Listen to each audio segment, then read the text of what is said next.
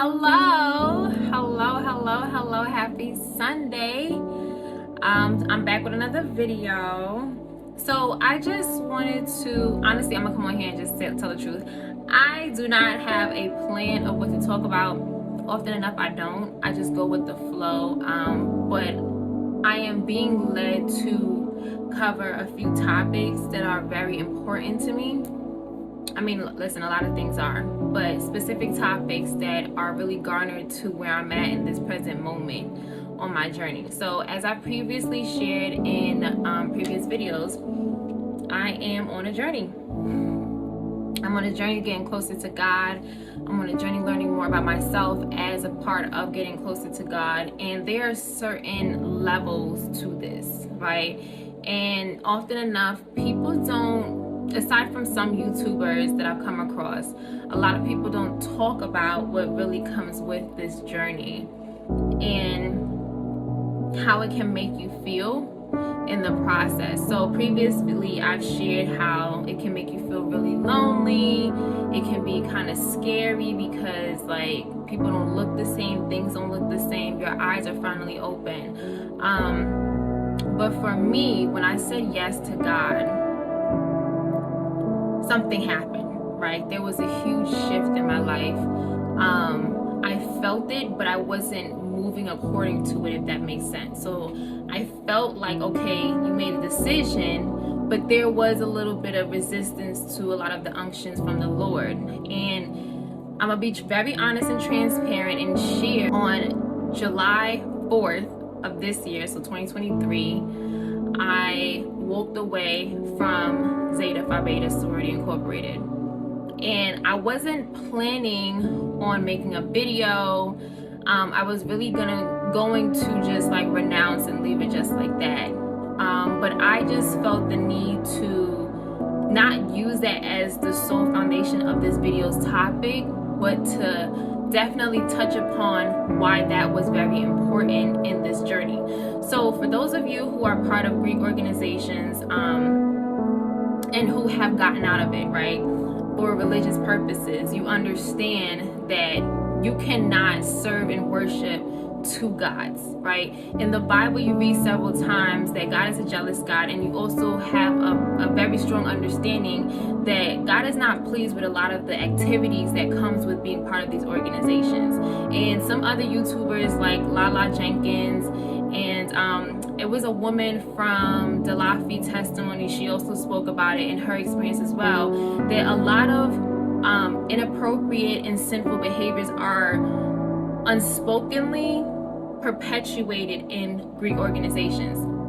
Now, for me, when I first joined Zeta sorority incorporated, I joined solely for the sisterhood and the wanting desire to be a part of an organization where I can connect with other women who can, show me the way, right?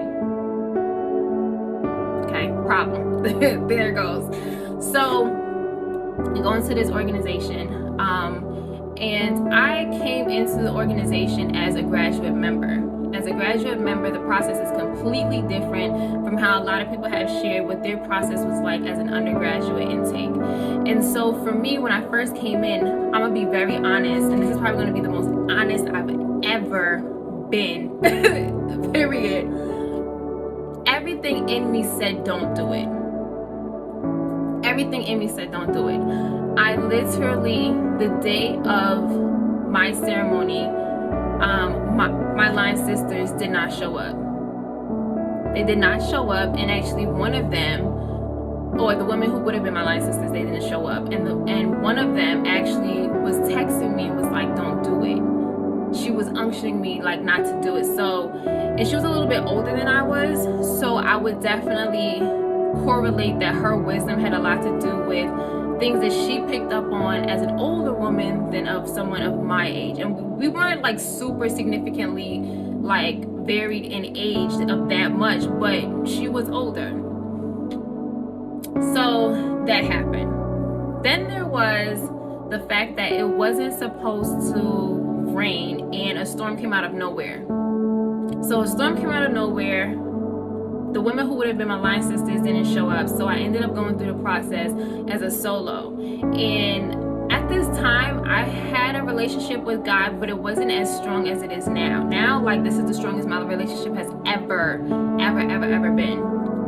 And so back then, I remember, I'm like, I'm not waiting for you. I'm gonna just go through the process myself. And so I'm going through it, and I remember there's a part of the ceremony where you have to like connect candles.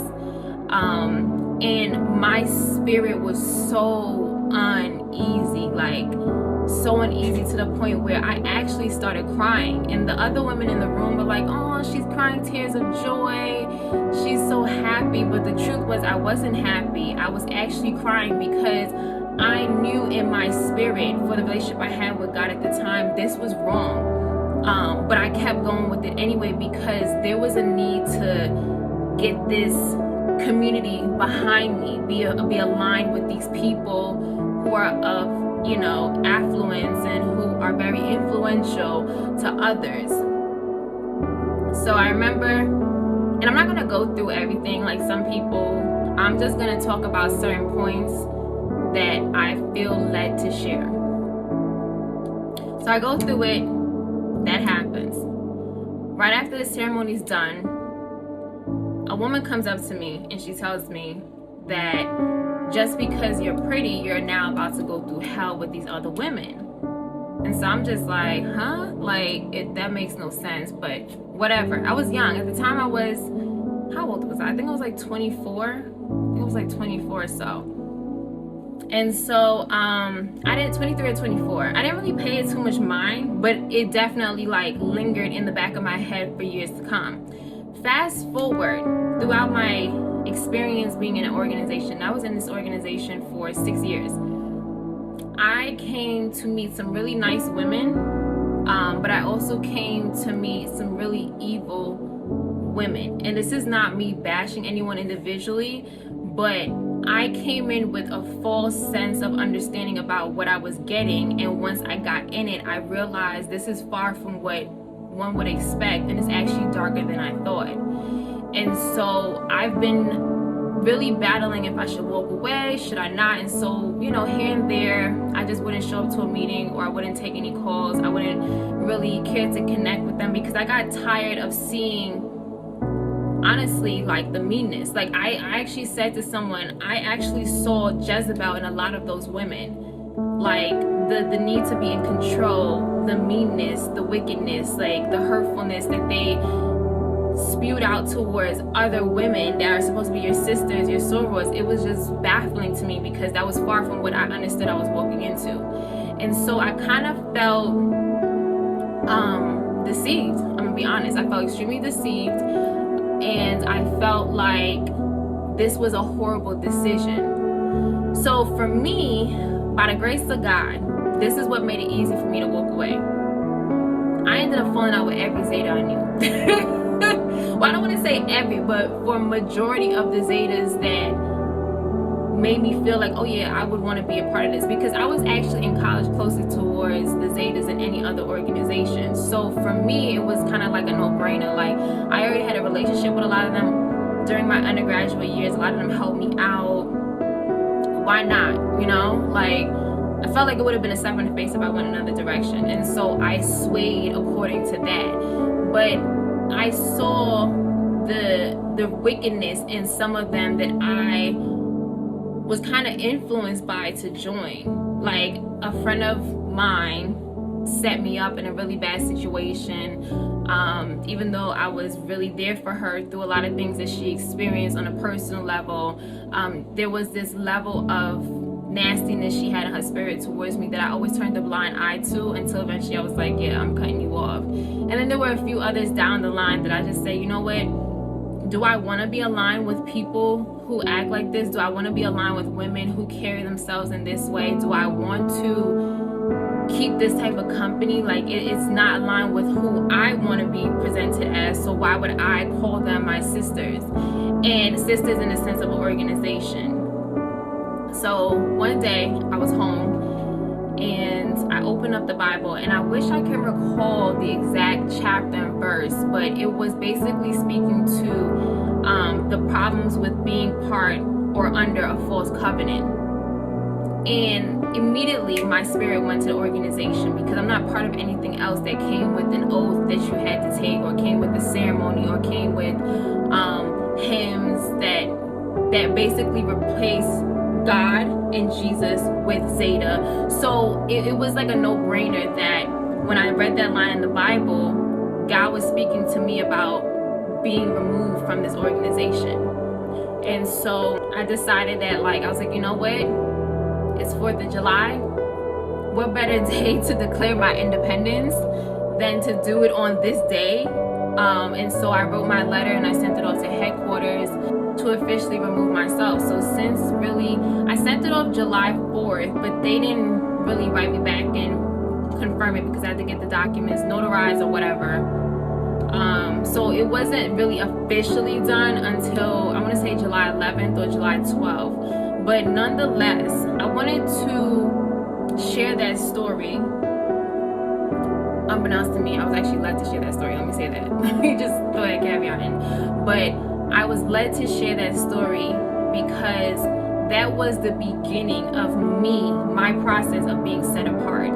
And what many people, like I was saying earlier, don't explain to you is that this journey can be a very lonely journey to the eye, but to the spirit it's really not. Like at first I was like, dang, I'm not gonna have no friends, I'm not gonna really talk to people like that, who am I gonna talk to? But there's so much comfort that I found in my relationship with Jesus that I really, and not in a mean way, I can go a whole week at minimum without talking to people that are not my coworkers, because I find so much comfort in just talking to Jesus. I have so much, I'm an only child, so by nature I know how to entertain myself. But with this specific journey, I just felt like it was necessary to remove myself from things that will only hinder me throughout this process. I cannot sit here and declare myself as a follower of Christ, but I'm also part of an organization that, and here's the thing, right? A lot of people would say, oh, you're wrong, or there's a lot of women who are pastors and ministers, and there's a lot of leaders in these organizations who are great women and they represent the church and the organization well. There's no way you can.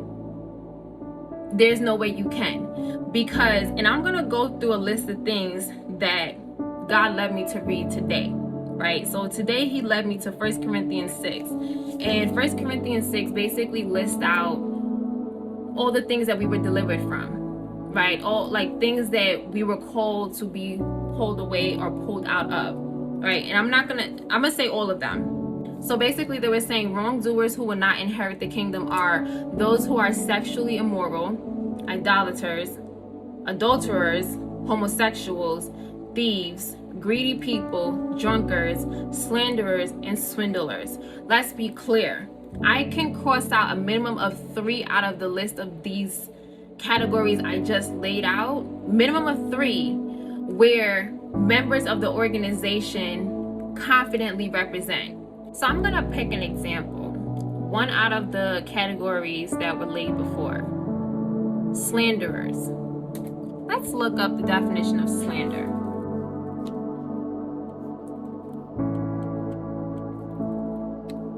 By definition, okay, by Oxford Languages, slander is defamation.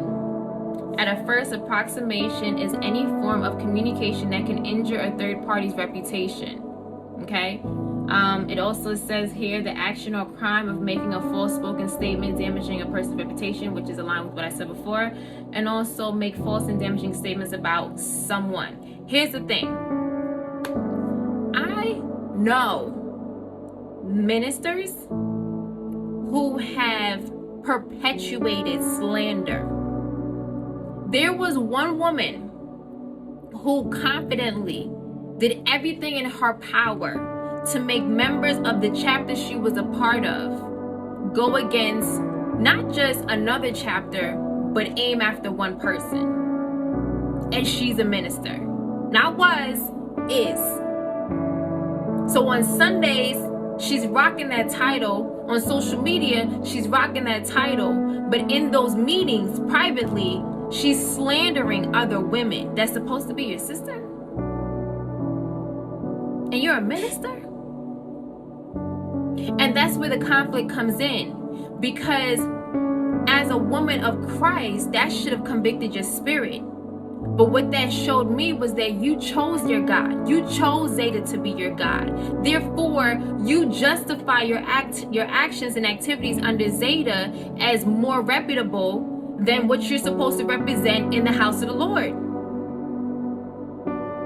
So for me, I was just like shocked.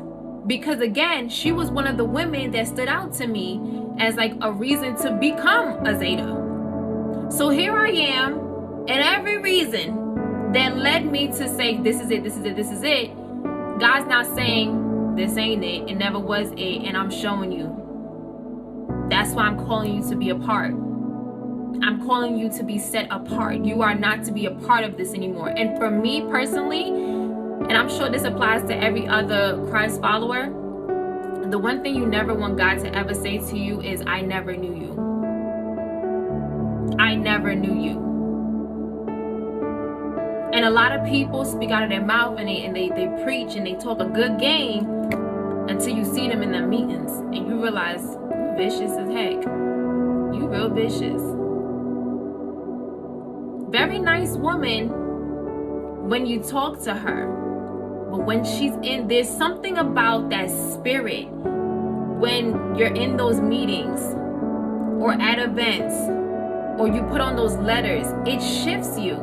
You literally conform into an entity, literally. And it's disgusting.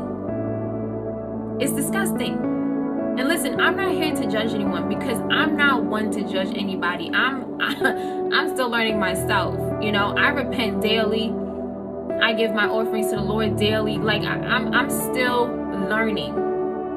But part of learning means that you have to walk away with the teaching. What did you walk away with? For me, I walked away with of how not to represent the body of Christ. Because what people tend to forget, when you choose to walk with Christ, and I'm coming to close it. When you choose to walk with Christ and you say yes to God, that means you're a brand ambassador for the kingdom. That means that there are people watching you, and you'll be surprised who's watching you. You'll be very, very, very surprised who's watching you. There are people watching you who would say, look at this one right here. Just watch her myself. Oh, she claims she a Christian. She ain't no Christian. I remember who she used to be. You know what this reminds me of? The day when Jesus performed a miracle on the Sabbath. And it was the church people, right? The church people who had a problem with it. And he had to check them like, what? People are always watching to find a problem with what you do. Because a lot of times, that's them, their insecurities. Those are those demons that they're battling mentally, spiritually. That's causing them not to see that God is using you. Because another person who doesn't have those same battles or torments internally can look at someone and be like, nah, that's God. That person's anointed. And they say it with truth and love, not jealousy or animosity. I know for a fact that there are people that I used to talk to, I used to be friends with, that are sitting back and they're probably watching these videos or some of my clips on Instagram, and they're like, please, I know who she used to be. Yes. And because you know who I used to be, I hope that sits in your heart to know that God can change you too. I used to be very angry. I used to be mean. I used to be a smoker. I used to drink. I used to cuss like a sailor. I used to do a lot of things. But by God's grace and mercy, I don't do those things anymore. I have zero desire to do it. I've literally been delivered in my home. In my home in the pandemic, God delivered me from a lot of things that were trying to keep me bound. The spirit of addiction, to name one. Right? To name one.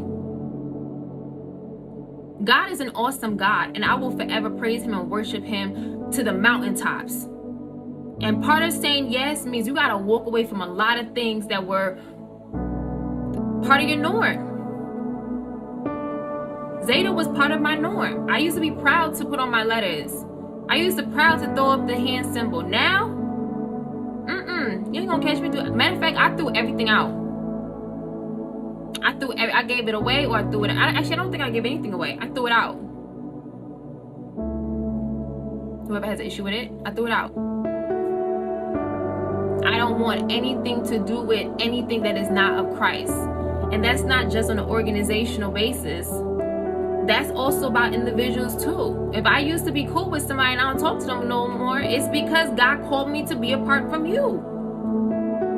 I have no business staying connected to people who are going down a path that's not conducive for my growth. If I'm here trying to get there and you here doing this, what do we have to talk about? Doesn't mean I hate you. Doesn't mean I think I'm better than you. It just means that I respect you enough and myself enough to know we got to go in two different directions. There's no hatred. There's no animosity. There's no negativity. None of that stuff. I'm just with Christ 100%. I don't care how that makes anybody feel. I really don't care. Like, I even have a rapport with one of my bosses at work where, like, I tell her, like, hey, can I work from home these days because I'm going too fast? And I know they say you're not supposed to tell people you're going to fast, but I tell her because I need to work from home those days. I have a lot that goes into my commute day in and day out. I much rather use that time to spend with God. And also accept the fact that I have very little energy. So when you're on this journey with Christ, a lot of your old habits has to die. You cannot still do things of your past and say you're with Christ. It does not make sense. It's wrong. It's a false ideology. And the enemy is out here trying to convince people that the things they do is right, and it's not. You got people thinking that because you know, they pray, they can still do what they want. No, you can't. Because if you had a relationship with God and you read the word, you're not going to be comfortable doing anything. And that's facts. If you read the Bible, you're not going to be comfortable doing a lot of things. You're not going to want to gossip. If someone call you and be like, oh, did you hear about what's on the shade room? You're going to be like, I got to go, bye. You're going to want to hang up because you read what comes with that if you indulge in it. So you limit a lot of things because your wisdom has increased. The spirit of wisdom has gone up high in your spirit. So now you have a very low to no tolerance for a lot of old ways. I love the area I live in. I grew up in this area in the sense of like becoming an adult, finding my way, learning the do's and don'ts and whatever. I used to hang out in this area and then now I live here. But one day I was in an Uber heading home. And I was in denial, not gonna lie, because my homie was like, you in the hood. And I'm like, no, I'm not. Like, it's gentrified. Up the block is hood. By White Plains Road. I'm not in the hood. This area is gentrified. But one day, I was in this Uber and it hit me. I don't want to be here anymore. This was good for where I was at in life. But what I see every day is not what I want for my future. I don't want to wake up and see this all the time. I don't want to have to go, and I'm not going to go in details because it's not a bad area. But there are certain aspects of it I can do without. It's not doing anything good for me.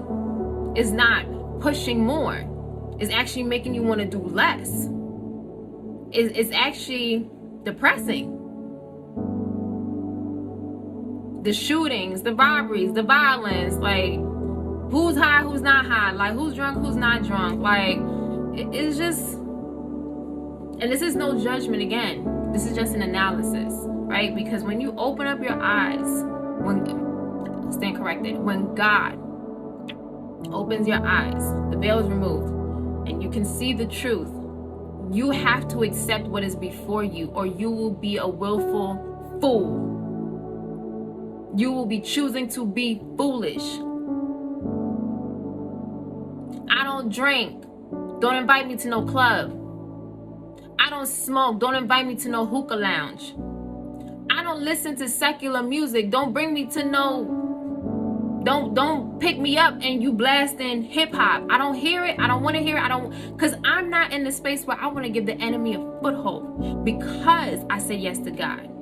And here's the thing, when you say yes to God and you give the enemy room to even peep through, he's going to find a way to kick that door down and bring in so much more. It will get worse. So you have to stand guard. Sometimes I feel like I want to walk around with muffs in my ears because I don't want to hear certain things. I don't even feel good when I hear people cursing, because I know that now, after doing studies and research, cussing are the names of demons. But that's a topic for another day, or you guys can do your own research. Go ahead and watch videos by Earthquake Kelly on YouTube. He talks a lot about it as someone who is a reformed sorcerer, now found Christ as a pastor. Check him out. But there's so much wisdom out there. There's no excuse to be foolish. That's what I'm saying. And I chose God, so that meant no to everything else. I don't care how anybody feel about it, honestly. I love y'all. I will still pray for you, but I can't be with you if you're in that. And so that brings me to the closing of my video. Like I said earlier, there were so many things I wanted to talk about. I didn't have anything much written down, but I just went with my heart. I pray that my words did not fall on deaf ears, but were encouraging to you to take a different response to things and look at things differently. Sending y'all love. I love y'all for real.